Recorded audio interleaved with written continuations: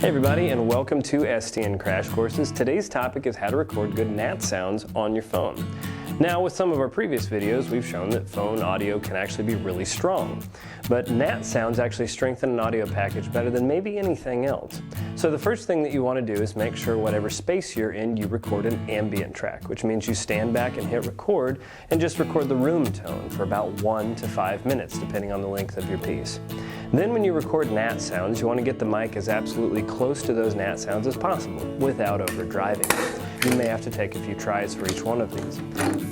And last, when you bring all of these things into an audio editor, you want to make sure that you stretch out that ambient room tone for the full length of your project. And then on top of that, you want to build your NAT sounds. And then finally, on top of that, you want to have your sound bites and your voiceovers.